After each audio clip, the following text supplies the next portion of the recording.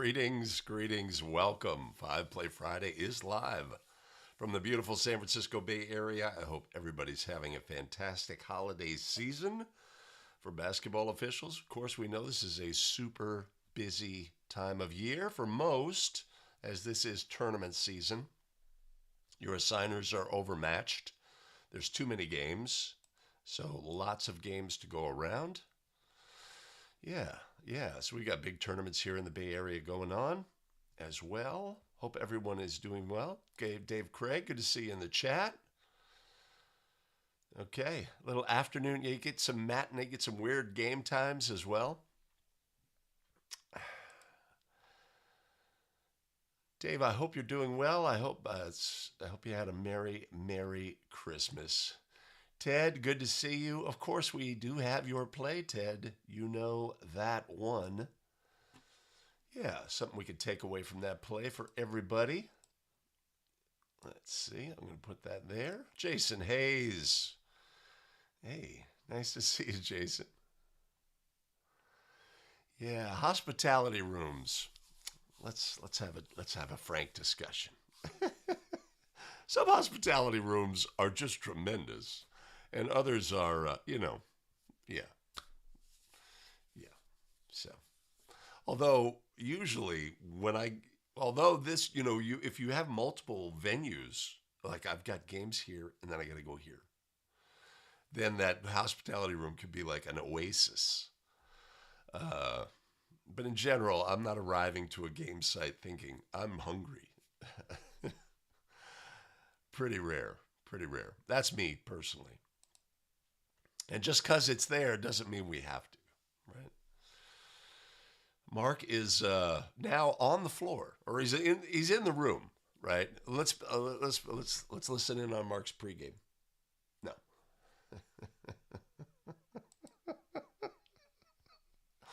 Ooh, ouch. Yeah, it is the last show. Don't we know it? No, I've got some good plays. I have some learning experiences available to officials. Indeed, that is the rumor coming out of San Francisco is take the under, baby. I don't know if I actually hit the under technically, but I was within the first minute. So that's good enough for me, man. Good enough for me. Hey, David, good to see you. Hey, let me do one thing here. I just realized I need to,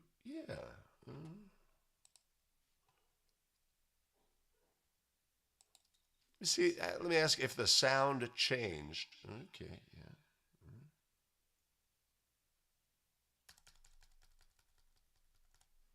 Yeah. All right. I think I'm good.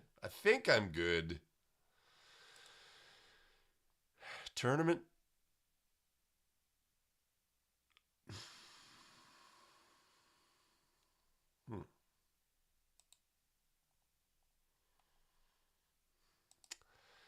Morning, Rick. Oh, yeah. So I guess it's feast or famine in some parts of the world. If you have any availability, you have games. Boom. And in some parts of the world, I guess there is a moratorium on games. What a wild dichotomy.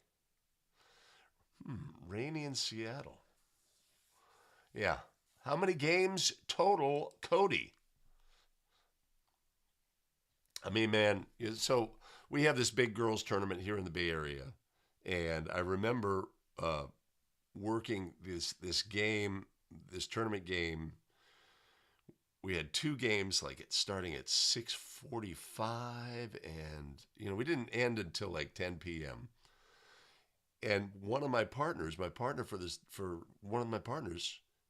he said this was going to be his sixth and seventh game of the day. Varsity girls. It's like, well, then I was like, okay, wait a minute. That's like 10 hours of actual game time. And when did you start, man?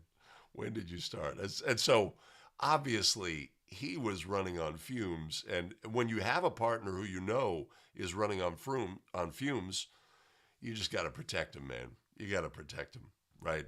Any sort of activity that involves their processing, you got to make sure that they have a chance to maybe a little extra time to process or ask the question. And of course, we'll have a play today where you just have to ask the question and be in the habit of asking the question. You see it all the time. NBA crews, they'll stop the game and ask, one official will ask the other official a question. It's a really important skill to have. Philia's in the house. Good to see you. Hope all is well. Adam, go green. Wait, I think Darwin was first. He got you. He got you. Ooh.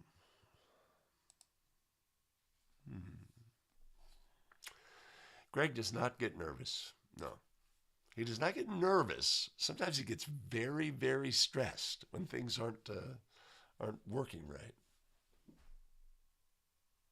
He said, looking around.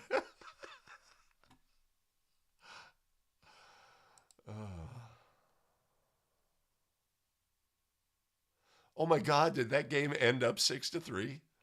Oh my goodness. The 49ers just played the same game, and it was also a Thursday night game. You know, you get what you get, man. Those Thursday night games are a crapshoot. Wow. 6-3. Yeah, the Niner game was 6-3, 6-6 until the very end, and then bad things happened. Just like they did to my Warriors on Christmas Day.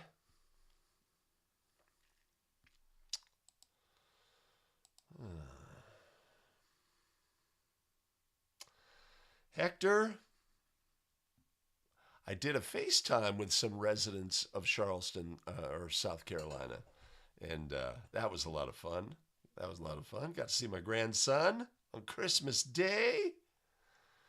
What a character that guy is. Stan Bickler, good to see you. Awesome.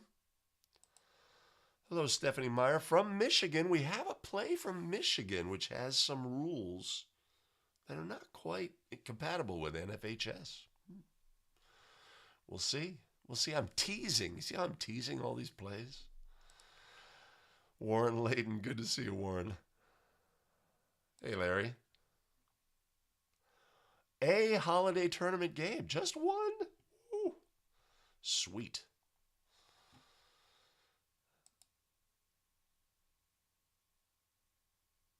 All right. Okay. Little break. Yeah, it's interesting to see the differences. And of course, that's the other thing is high school basketball officials feel like the way that we do things around here is the way everybody does things. This is the way it's done, right? And you get exposed to different states, different rules, different mechanics. Adopt this, adopt that. Don't adopt this. Shot clocks, no shot clocks. Uniform. All the things, and you realize, man, you can't make any assumption. I mean, you can always say NFHS mechanics says this. NFHS rules and case play says this. You can always go back to that. But you can't assume that everybody is operating under the exact same scenario. And that, for a lot of officials who take up high school basketball officiating, it's like, this is my world. It's like what Don told me was the way it was. That's the way it is. That's the way you're supposed to handle this situation and the mechanics and what have you. So it's interesting to see what everybody's differences across the country. Of course, I get to see that here in the chat. Gregory from Fairbanks. Okay. Is it like that? Has the snow abated across the country? Yeah.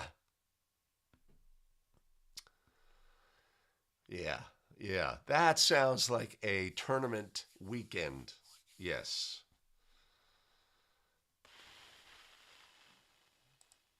Good morning, Jason Honey.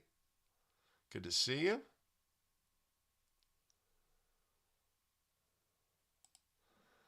Yeah, it is. It is. And if you're doing it right, it's the mental fatigue that's the biggest challenge.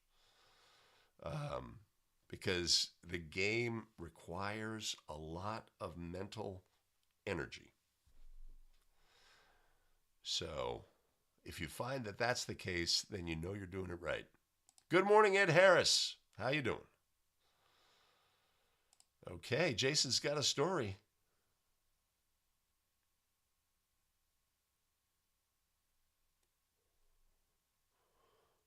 Used to be a person that lived here that was in Japan during World War II and played with one of the three guys credited with inventing the jump shot. Why did it take three guys? That's my first question. They got in the lab. That is a cool story, Jason. Oh, okay, Dave. Okay, I see you. That looks like a tournament week schedule. Wow, wow, wow.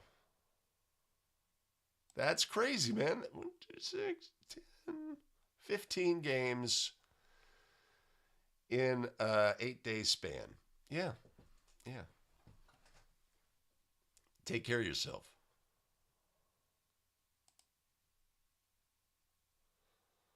Ugh. Yeah. So you got 3 games. I got 3 games, right? There's always a challenge, first of all, moving from game number 1 to game number 2. It's just like, you get into what the teams are running and the players you need to watch and the actions you need to be aware of and you know, the bench decorum issues and the table personnel and all these things. And then you get to a new game and it's like, sometimes the transition is a little rough, right? It's like your mind's, you haven't quite wiped the slate. Ooh, can I wipe the screen here? I want to start up here. Oh, that was fun. That was fun. Thanks for indulging me. And then by the third one, yeah, you're running on fumes mentally. That's me. That's me. I'm keeping track of the shot clock every play for 2 varsity games, and I get to the third game, and it's like, man, somebody else take over for me, please. Tournament.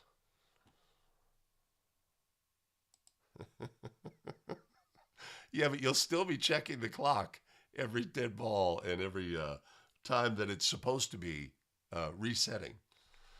Because habits are habits. Hey, Keith, good to see you. Kevin Smith from Lexington, Kentucky. Kamali Rowan's in the house. Oh, God, think we can get going. Chris is here. I do have a Chris bonus play at the end of the show. Hey, Rick, good to see you in the chat. All is well here in the beautiful San Francisco Bay Area.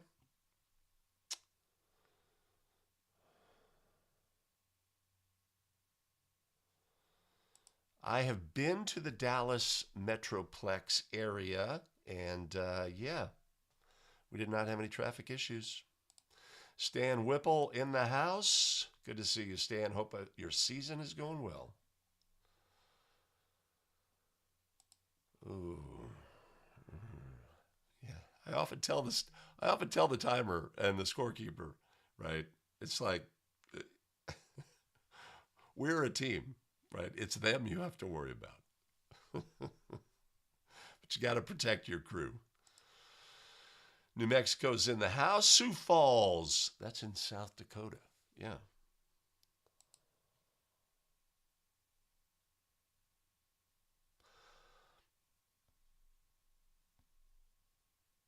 Oh, at a school in the Grand Canyon. Okay, awesome. That's cool. I have no idea what's going on in the Grand Canyon. When does like, I have no idea. I'm not going to embarrass myself. Hey, Michael, good to see you. Awesome. Awesome. Okay. Whew. Let's see. I'm here. I think I'm ready to go.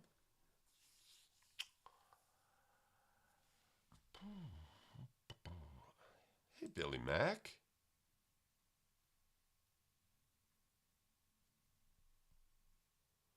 I assume that's related to the player who invented the jump shot?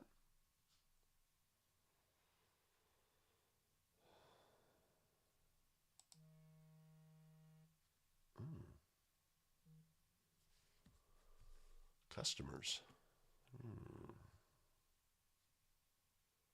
Wait, South Dakota's kind of dominating the chat. What's going on? All right, awesome. Okay. I'm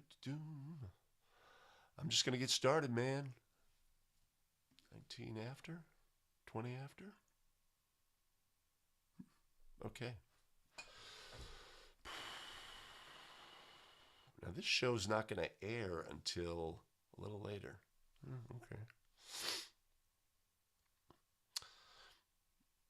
Hey, welcome back. It's tournament season. Games come hot and heavy.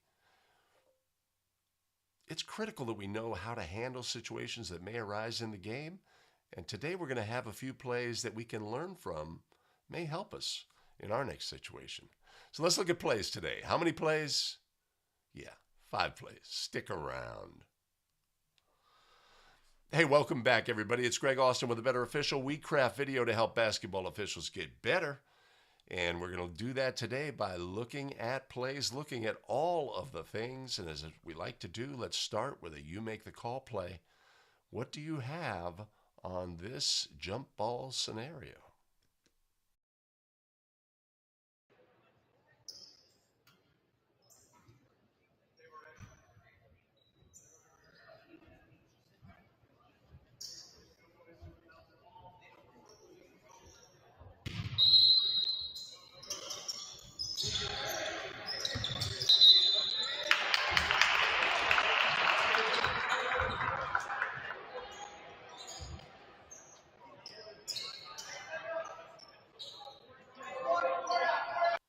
Yeah, that's a pretty obvious call, right?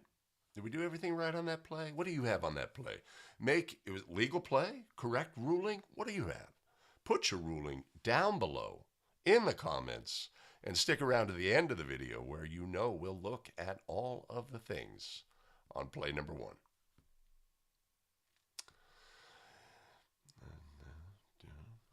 Hey, back at the start of the show, we had that you make the call play, jump ball scenario. What did you have? Well, let's look back. Let's look back and review play number 1.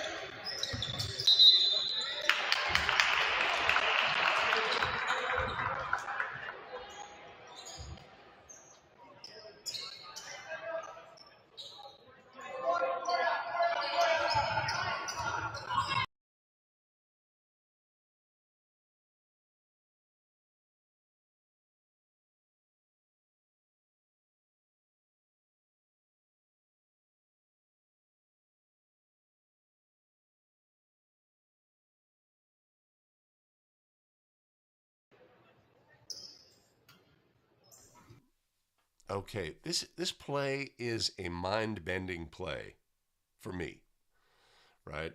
We have a jump ball scenario. The jump ball ends. We have no team control by white until a player jumps from their back court, catches the ball in the air, and lands in their front court. And those basic machinations make us think jumped from, caught, and landed, right? That a violation may have occurred here. But this is not a violation.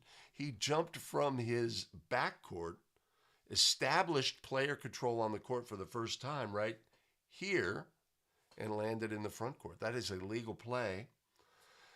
One of the challenges we always face is at the start of the game, making rulings on plays, being in the game, in the moment, working as a crew, and getting plays right. right? So we have an official who makes a ruling on a play, right? And if the game accepts it. Everybody says, yeah, that looked funky. Something must have happened, etc. There's not a lot of pushback. Hey, wait a minute, what? Right? But our ruling is erroneous. And we can help as a crew, of course, just ask a question, right? Hey, wait a minute, partner. We didn't have any player control until the player caught the ball and then they jumped from the back court to the front court. That's a legal play, right? Maybe we have an inadvertent whistle. Let's do this. White had team control. They caught the ball. They will give the ball to White, etc. Right? So just a funky play, and one that it just has elements that make our brain a little confused. And again, at the start of the game, are we really ready to go? Are we ready to process plays and make things happen? So that's like I say, for me, when I first saw it, they screwed that up. And then I watched it again. No, they got it right. Watch it again. No, they got it wrong. It's a tough play. It's a tough play. And one that we want to slow down,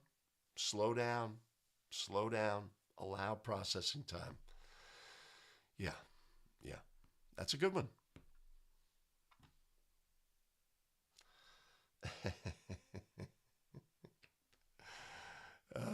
No Billy Mack diatribes. Won a show, Billy. Won a show.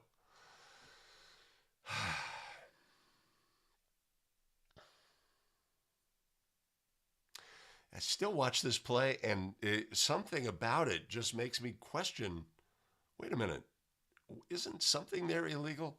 Right? So obviously the key things here is the jump ball ends when it touches a non-jumper. We have no team control, no player control until here, right? So in order to have a backcourt violation, we have to have team control and front court status. We don't have team control until we have backcourt status, so we can't have a backcourt violation. So a challenging play. Right, so that's your dude, huh, Jason? Well, so if you were working this game with your respected official, and he makes this call at the start of the game, are you going to come, like, let's say you're U2, are you going to come across and say, hey, partner? You going to do that? That's always a thing with veteran officials is, well, he must know, or I don't want to, yeah. It's true, Billy. It's true.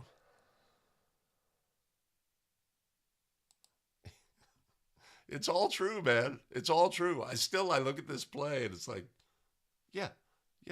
And there's no pushback in the game. Nobody's going to say anything.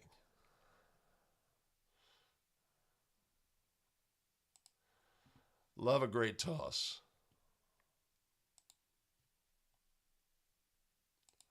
This is a Gerald Mazzucci play. It is true. And he sent it to me, and I said, great job by the crew.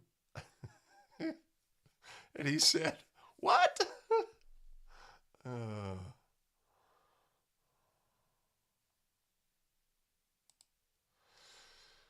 True, or maybe true. I didn't see, but not a variable on the play.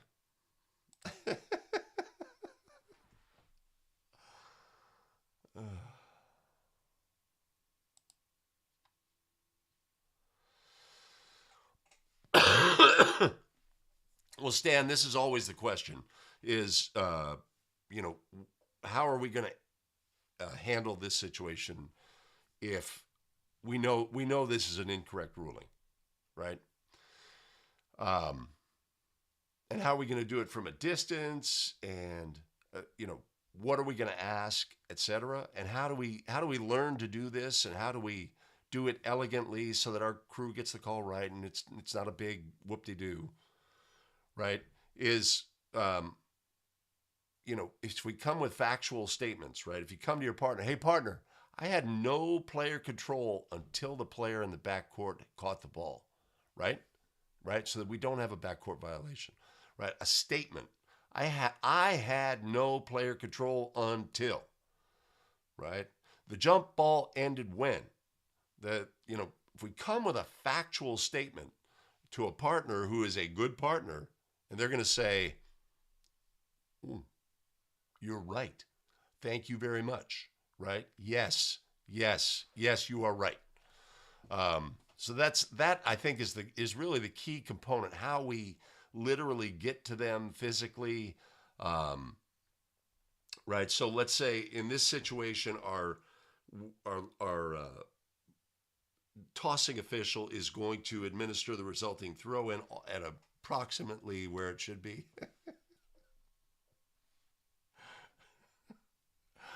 And maybe our center, our U2 just comes in and steps toward, comes in close to the calling official and gets it straight. Always a challenge, though, and you need reps, and you need to just say, okay, the game first. I'm going to ask the question or make the statement to my partner. I'm going to go do that because the game comes first, and I'm going to do it each and every time, almost always.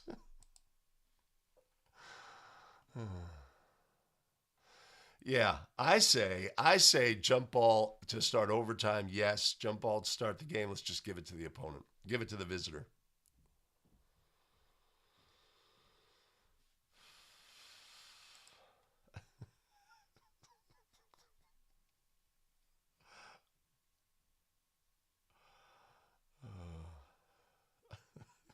Did he blow?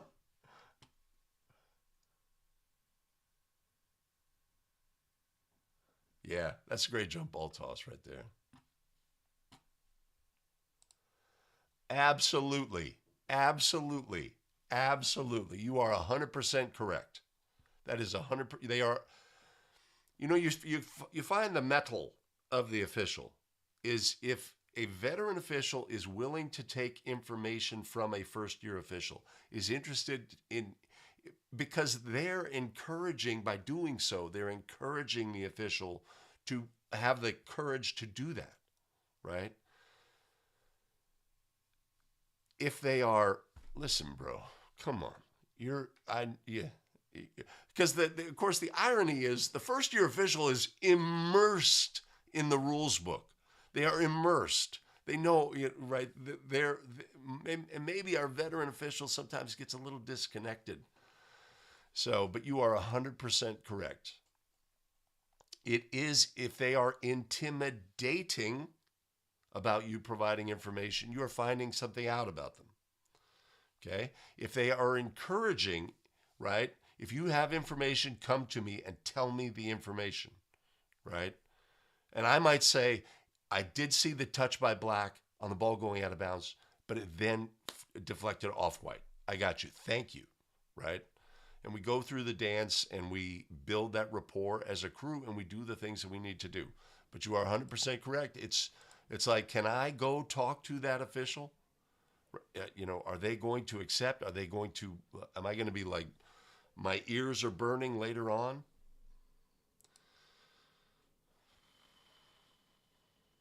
Yeah. Yeah. It's a thing, man. It's a thing.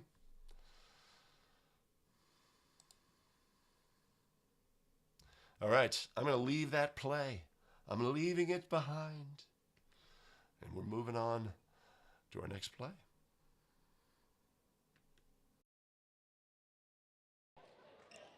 4:55 left here in the second quarter. Yeah, I got called for that offensive foul earlier.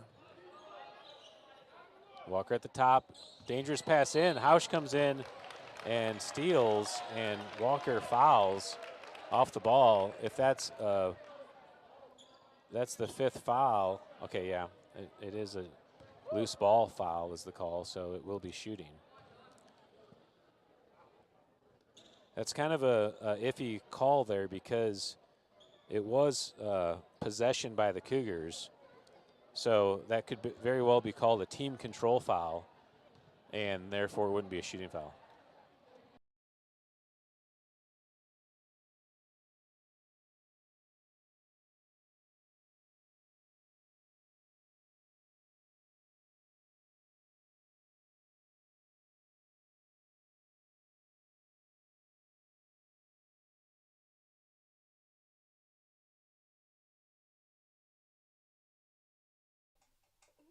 All right. So the rule of thumb is if the announcer knows the rules better than you, that's a problem.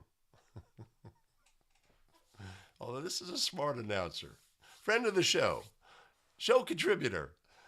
Fantastic. So we have a situation, right? The classic situation, especially, right? We're in tournament season. It's my third game of the day.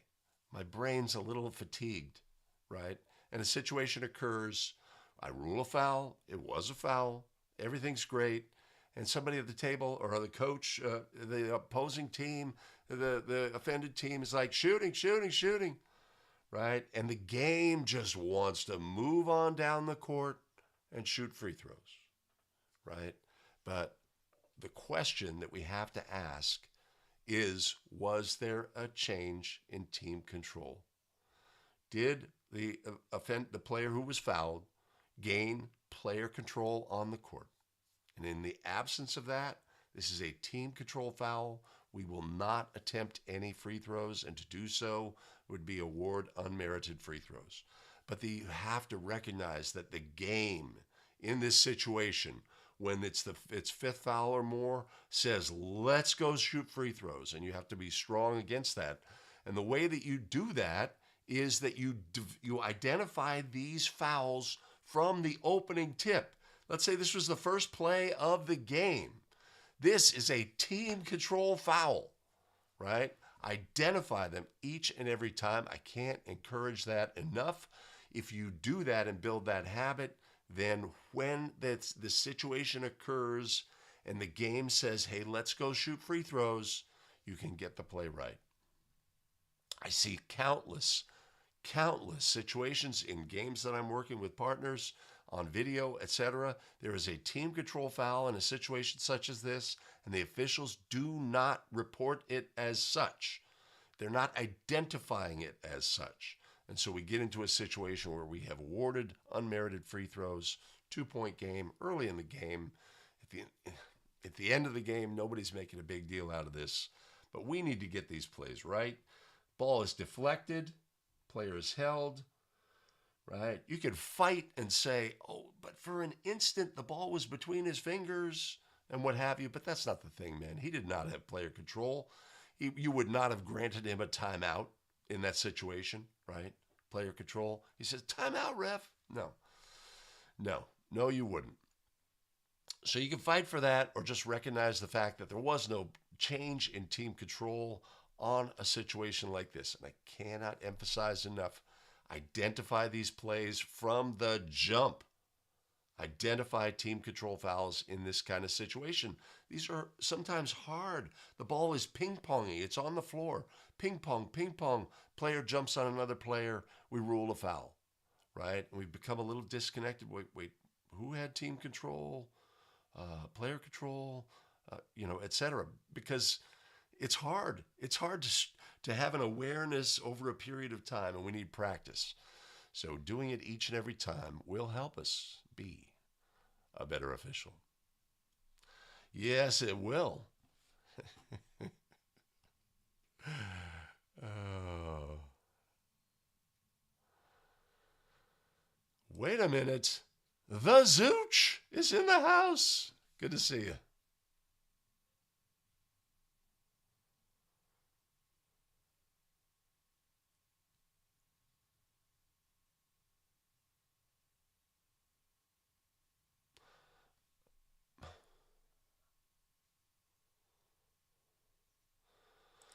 Yeah, the previous play, I agree, Stan.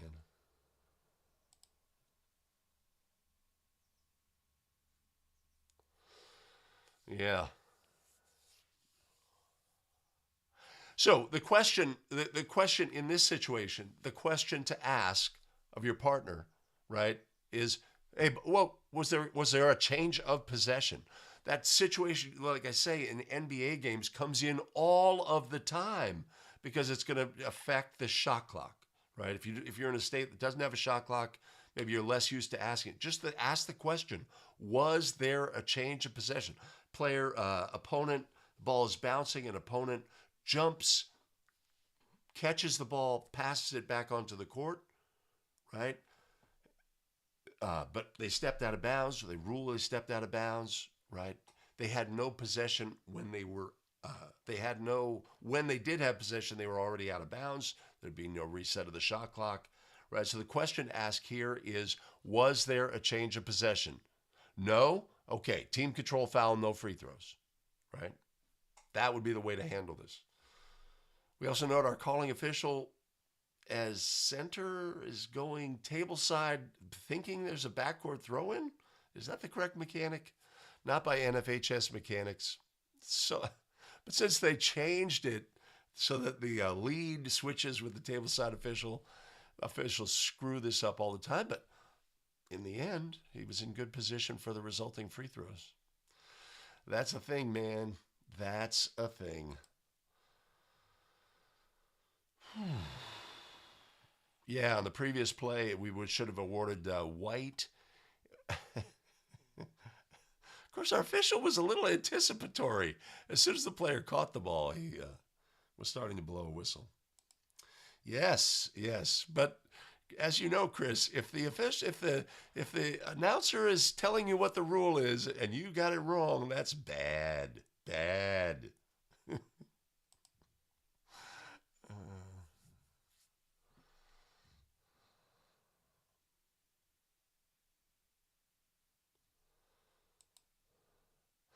I do see a foul early, not, and then late there's a little displacement. Let's see. Right, they're competing for the ball, and there's an arm grab there. White grabs the arm and pulls it back. I think our official went back in time a little bit when the black player didn't get the basketball and said, you know what, that was a foul. I like it.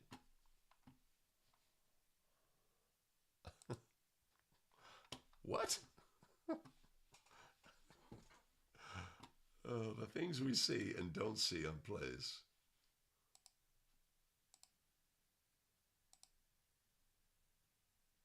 Right.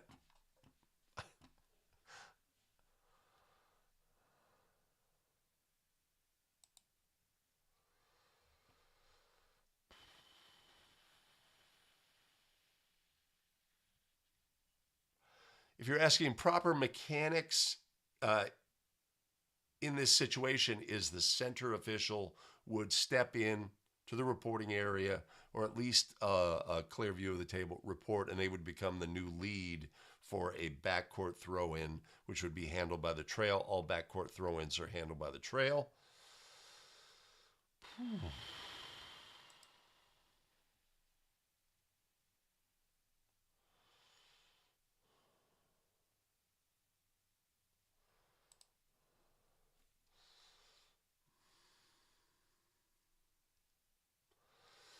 Yeah. This crew did not need to. They were pretty a lethargic, very deliberate crew in their movement. Oh, wait, we have news from Connecticut. Oh, that's tremendous. What an exciting day. As somebody who used to keep chickens, I know that's a very exciting day.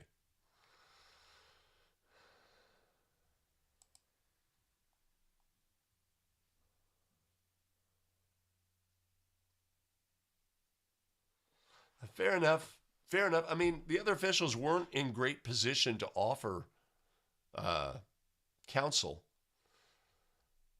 But still, if you have a play like this as a crew, your first question should be, it should be top of mind. Was there a change of possession before the foul? You see this kind of scenario all the time. Ball deflected, foul. Ball deflected, retaliatory foul, right? Just if you make that question top of mind, and then, the question's top, no, but I know the player had player control, right? Or we could just get in the habit of asking. I tell you, it will help you in the long run, and you won't have an announcer correct you.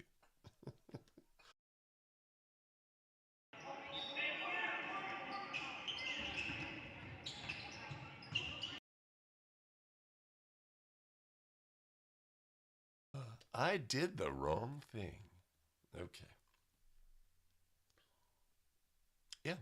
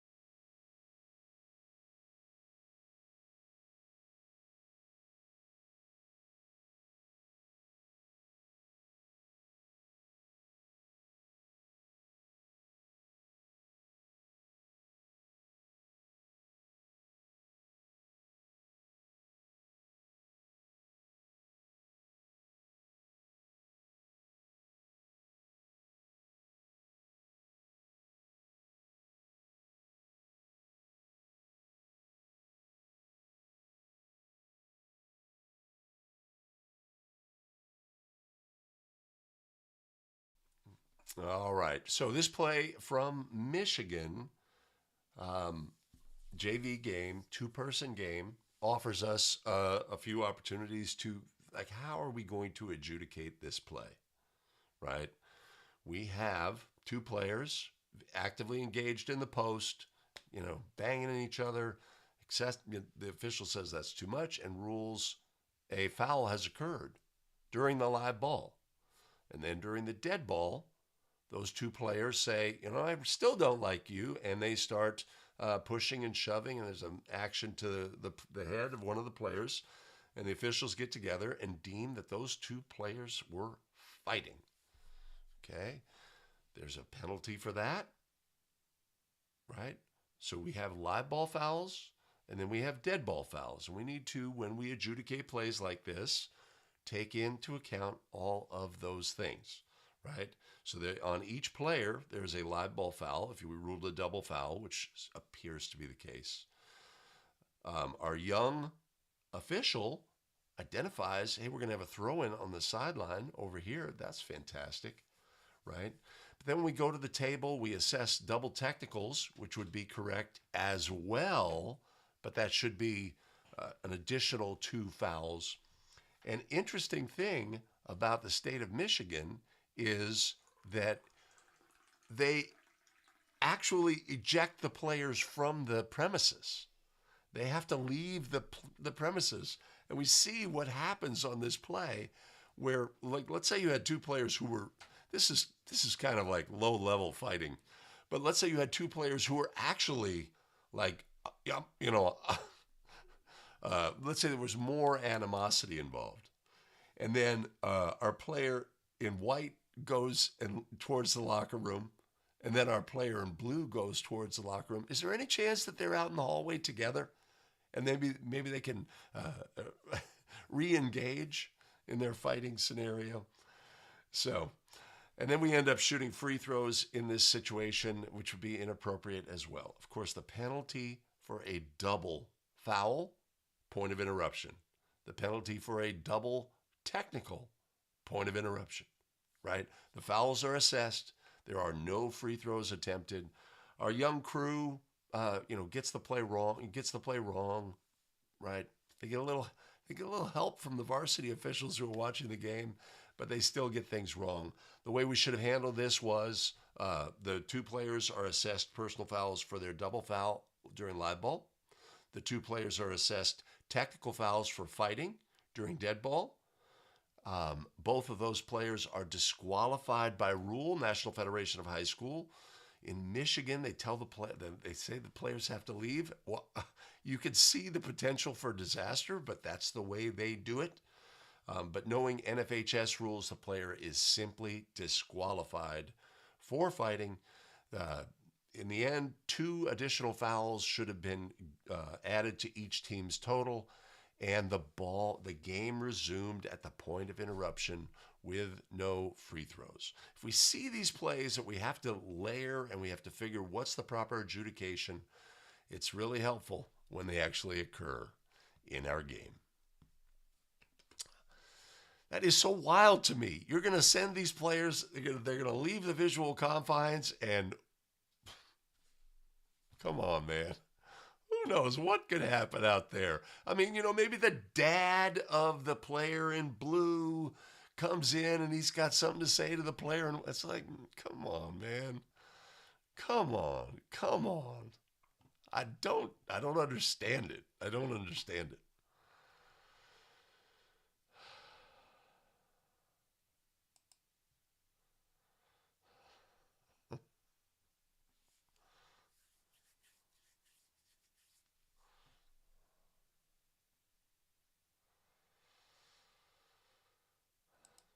Fair.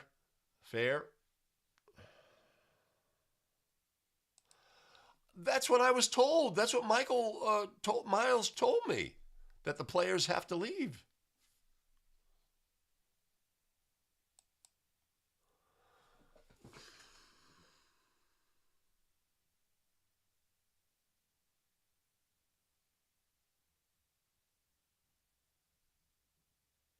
Have I been given bad information?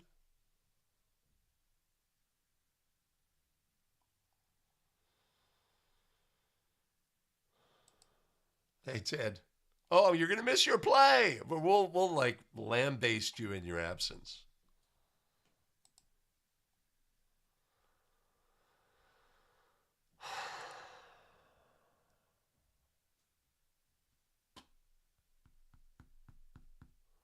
That pisses me off. I asked Michael specifically, is there something in Michigan that says the players have to leave? And he said yes.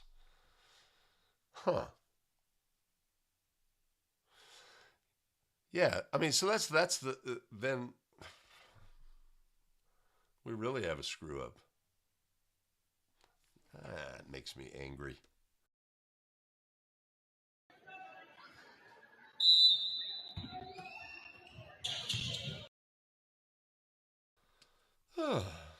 Here's Ted's play. What do you have on this one?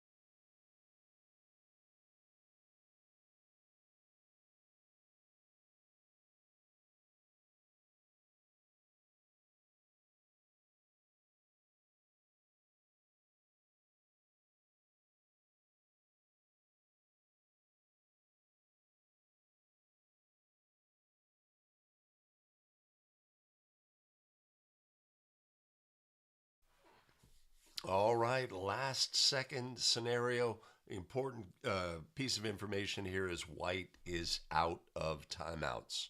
They have exhausted their supply of timeouts, used their final one. The opponent scores, and a player from White, I think it's White 5, animated. Timeout, ref, timeout, ref. What is the way that we're supposed to handle that? Did he request the timeout while there was team control holding the ball? Or was the ball in flight? Or was it a combination of both? You've got a coach who recognizes the situation, putting a lot of pressure. Obviously, in this situation, we don't want to rule a technical foul for an excessive timeout. That's almost our inclination. I don't want to screw the game up. We want to let it play out, etc. This player is making a mistake. But in this situation, I don't think we can ignore it, man. It's not like a subtle, hey, something that we can. It's like, come on, ref, a timeout. I think we have to assess there. Yeah, it's unfortunate, but it's also obvious. It's obvious, right? Players make mistakes. Sometimes their mistakes cost their teams games. Coaches make mistakes. Players make mistakes. Human beings make mistakes, right? But we, as basketball officials in this situation, do not have the authority to ignore the player's request for a timeout, right? So if we take a look, the throw in begins, right? Goal is scored. Immediately, right? The ball becomes live, right? If we say that I didn't know that the throw in had begun, right? But the ball was dead and the player was requesting a timeout. The ball became live at some point when the thrower stepped out of bounds and the official began their count. And all during that time, our players requesting the timeout, we have to grant the timeout, right? In the situation where we grant a timeout and it's an excess timeout, we grant the timeout. The teams are entitled to the timeout, but the resulting penalty is a team technical foul. Black, 2 free throws on the ball, and the game is effectively over, right? It's unfortunate. We want our games to end in spectacular fashion, right? A chance to go in, the ball bounces off the ring, ooh, ah, etc. But our player makes a mistake here. Yeah, yeah. Great to see these plays when they occur so that when the game is compressed, we're final few seconds, coach over your shoulder, player requesting, etc., all the things, we can make the right decision on the play. Yeah. Of course, before we get started, obvious travel, probably obvious illegal screen that led to the basket. Of course, for me, this looks a lot like Austin Reeves going to the basket and beating the Warriors. Too soon. Too soon.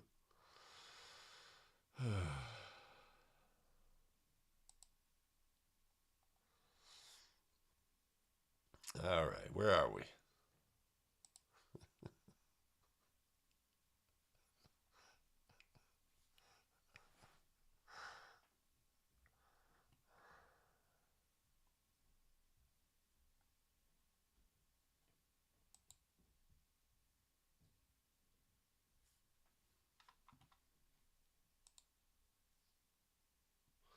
The trail is signaling last second shot, my clock.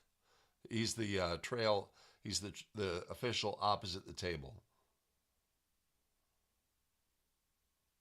That's a great shot by 3. Just take it inside. Right. We see our head coach is, and of course the shot does not get off in time.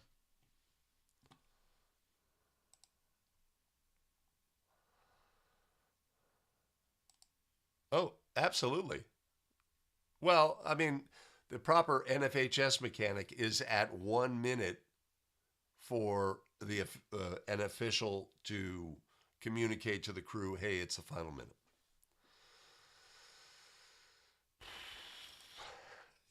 You're an old man. Nobody remembers Chris Webber. It's good communication, right? Just, we need to recognize we're going to have a possible last second shot in this scenario. But we also need to recognize everybody's got to have an opinion, man.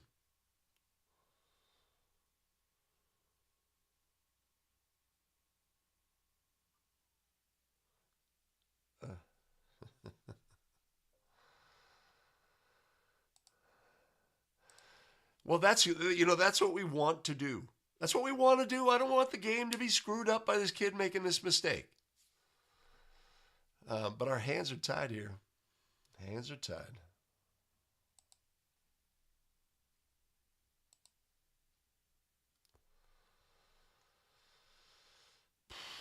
Well, Ted said when he sent me this, he said that if the ball had gone in, he's going back in time and saying, no, no, no, no, no. Here's what we have back here.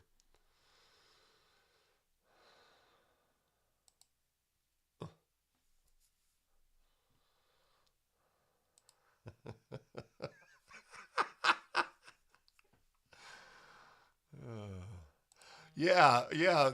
I saw that too, Sue. Just like what you're worsening your angle. Yeah, and so we, of course, in the past we've had that play from the LA area or San Diego area where the official does assess a technical foul for a player doing this. The coach loses his shit and is assessed a technical foul, and then he comes onto the court after the calling official, and he gets ejected, and it's just a big mess. Of course, again, Steph Curry requested an excess timeout last year, and it was just like, it's just business when it's done at other levels. It's just business. It's obvious. We can't ignore the obvious on a play. All right, I'm going to get the transition correct this time. Let's look at our next. Well, let me do one thing here. I always lose track. Hold on. Okay, so we're going down to Georgia for a shot clock situation. Yeah, it's a longer event. Let's take a look.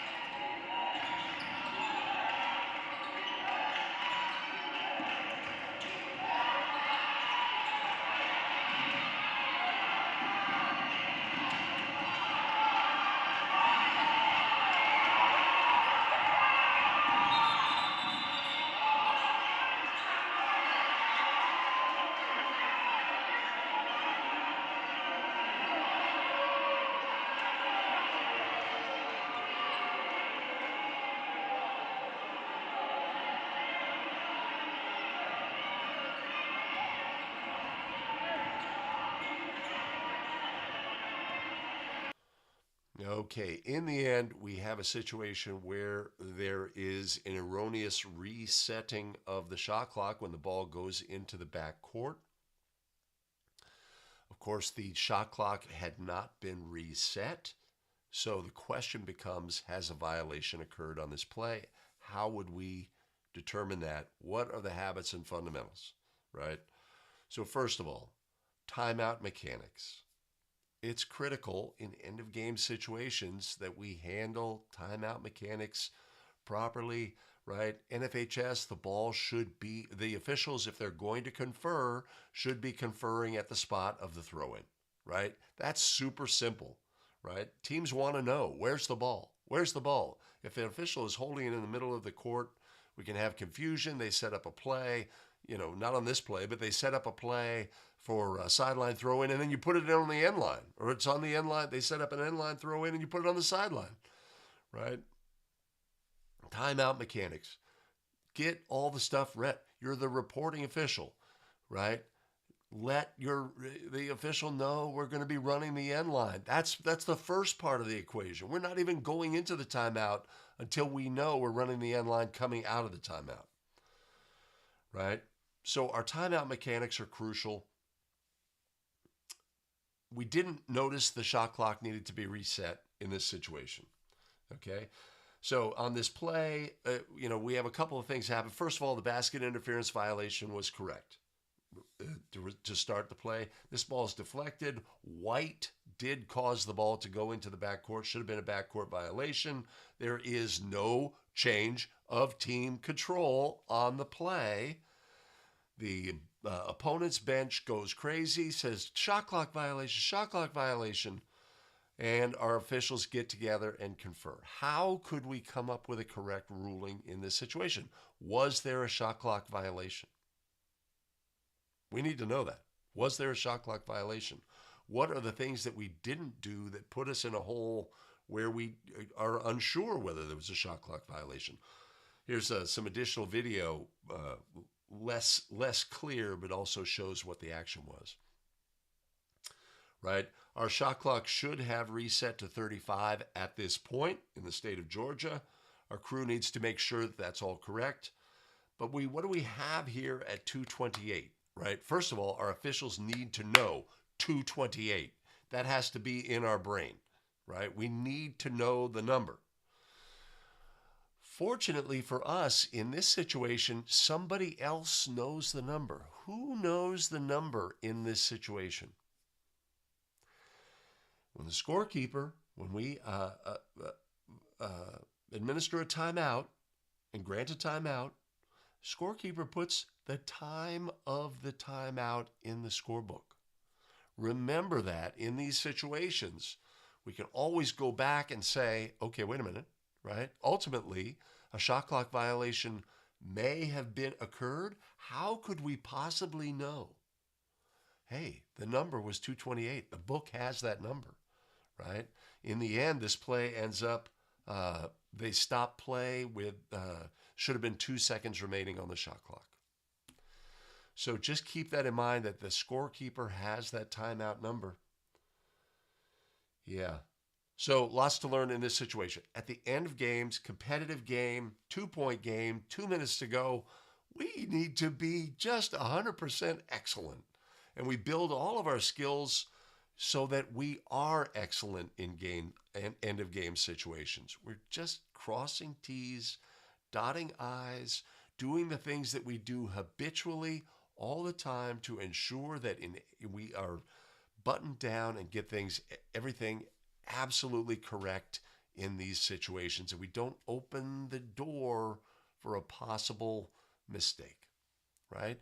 We're going to make mistakes when we're fatigued.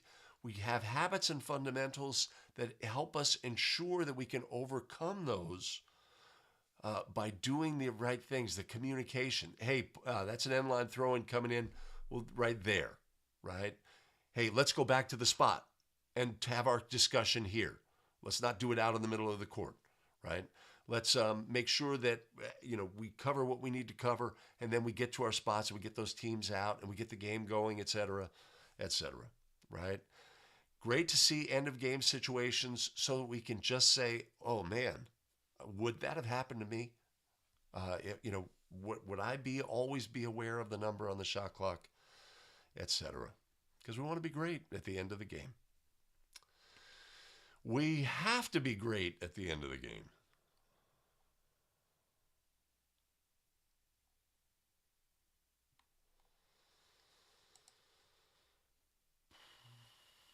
Oh, still going there?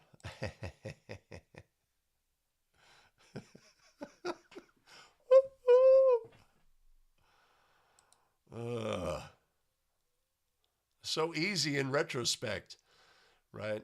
Retrospect?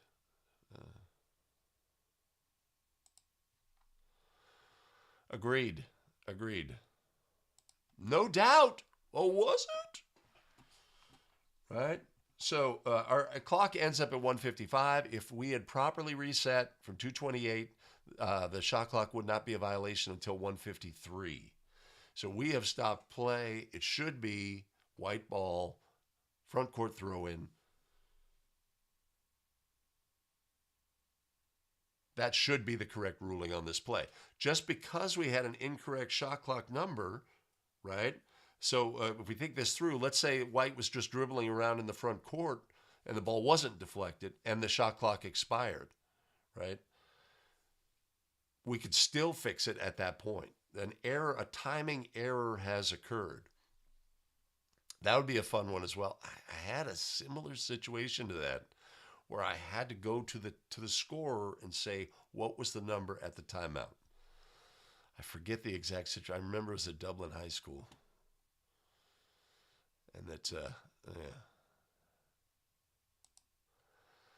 Yes, and if you need to, of course, NFHS mechanics, in Georgia, I think they use NCAA women's mechanics. So if you need to, put the ball on the floor, and then, like, if our administering official needed to go to the book and say how many timeouts remaining or whatever, or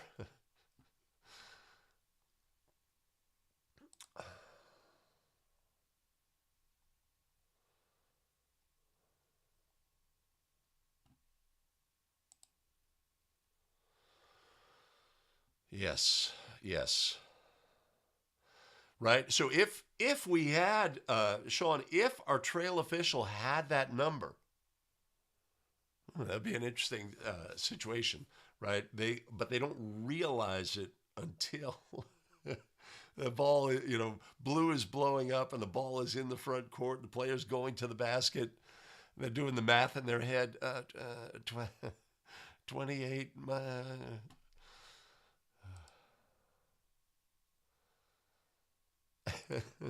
Good point, Billy. Good point. But that's NFHS mechanics as well. Ooh, a little remnant from call.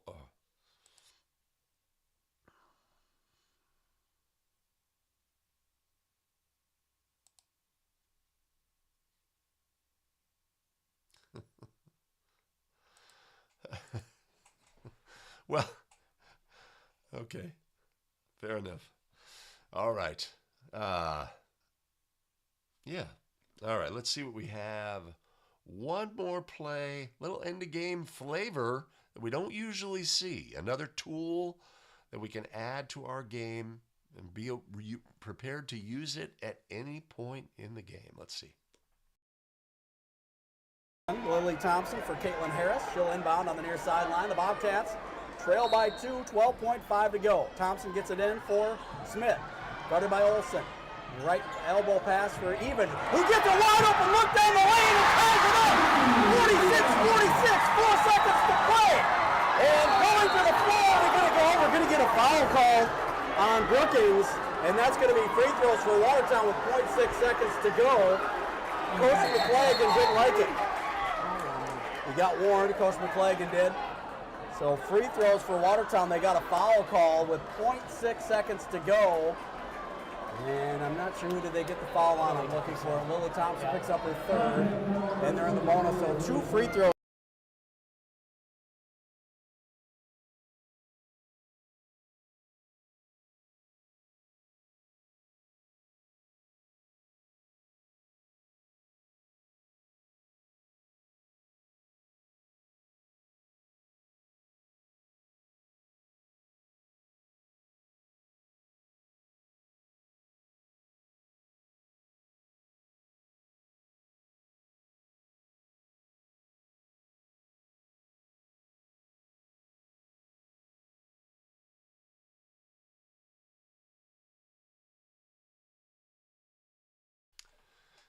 Can you give a warning to a coach with 0.6 seconds on the clock? Is that a thing? Yeah, that's a thing. You see the result of the, going to the warning is the coach immediately like, right? Doesn't want to go further.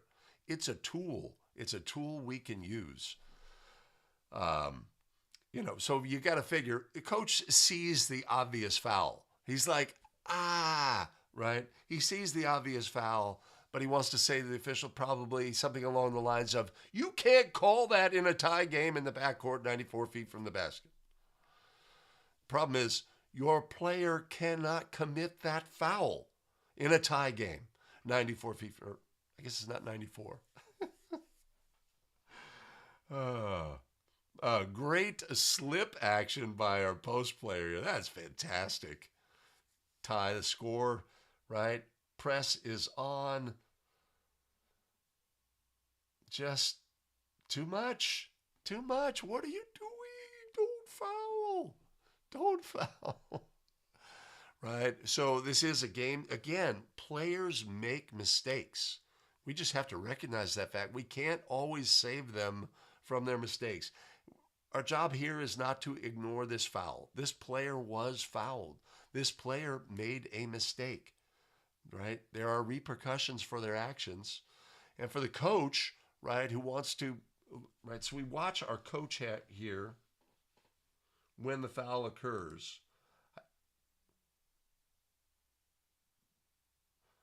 He knows his player fouled, right? But again, coaches oftentimes shift into, well, I'm going to like go after the official as a reflex about putting a call on this. He knows his player fouled, right? So a tool we have throughout the game, a way to make the game better, a way to handle a situation. Coach crosses a line. Do we want to assess a technical foul here? No. Do we have tools at our disposal here? Yes. Can we use them this late in the game?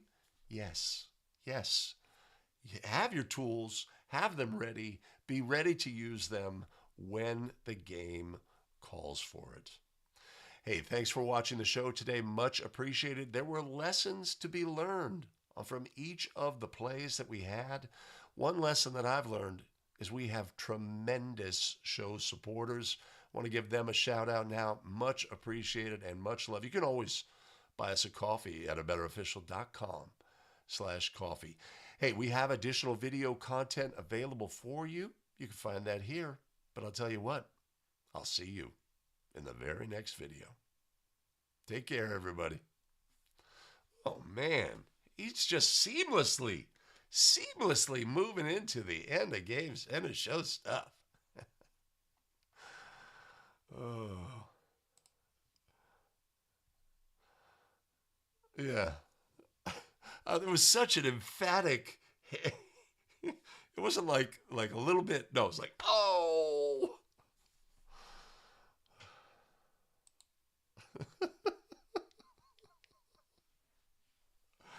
I love it. I love it.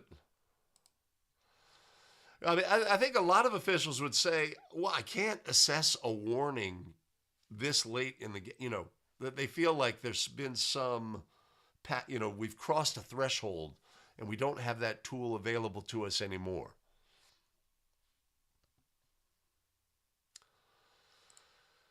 Yes. But again, players make mistakes, man. They're kids, right? They're knuckleheads to so many situations. They're just knuckleheads. Some kids are totally switched on and just brilliant at the game of basketball, but not all of them. Thank you, Gregory. Hey, Sam. Good to see you. All right. Tremendous. All right. Yeah. I guess rule number one here is if you've got like Cody does 13 games in 8 days, is maybe stretch a little post game, right? Keep the body moving along. Always a challenge.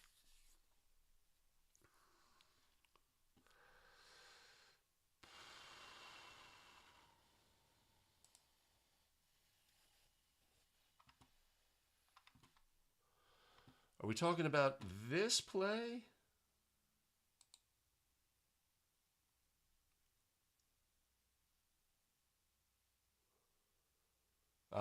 Yeah. Good point. right? Our calling official may be able to get that.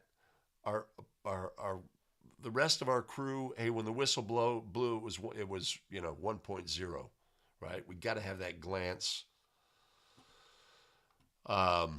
It's tough if you think about our calling official as lead.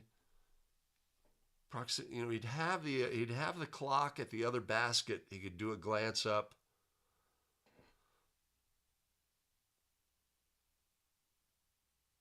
Yeah, it'd be great if our center came with information there, right? It's for two reasons, right? So in this situation, some officials say,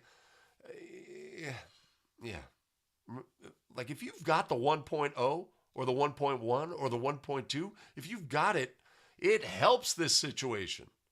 It doesn't make it worse, right? And withholding that information is not a positive thing. If you've got the number, if the score of the game is 58-12 and we have a foul in this situation and the clock went from 1.2 down to 0.6, yeah, I'm going to keep that in my pocket, right? Unless I need the habit and fundamental. It's not an impact on the game. But if we put 1.2 up or 1.1 or 1.0, then at least there's a better chance that they're going to be able to make an end length of the court throw, pass, and last second shot. So fractions of seconds in end of game situations are just precious. And we can't put fractions up unless we have habits and fundamentals. Whistle, boom. Whistle, boom. Whistle, boom. Right? Get the number.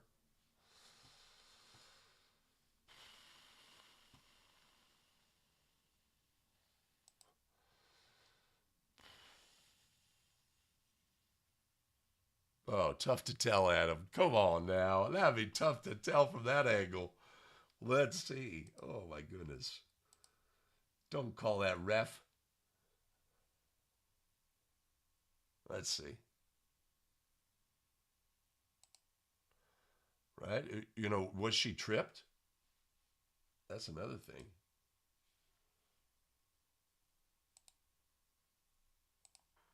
Yeah. Yes, she was.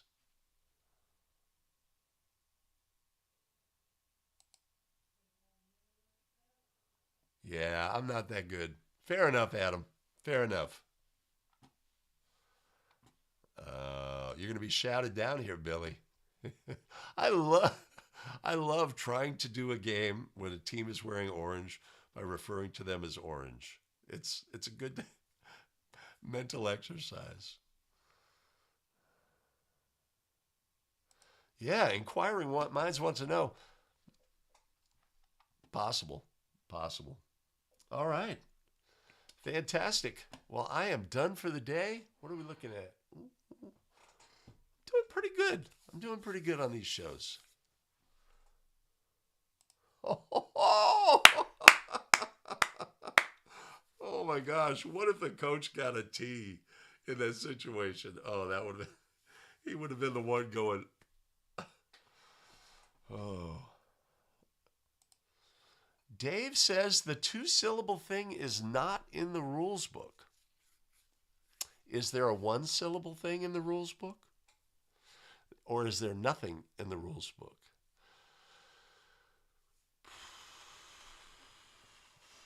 Orange. Thanks, Chris. Thank you very much. Show contributor. You're like an elite level. Indeed. If we could just do one thing for the remainder of the year, is just call it both ways. Tremendous. All right. I'm going to say goodbye. Enjoy your holiday season, the remainder. Take care.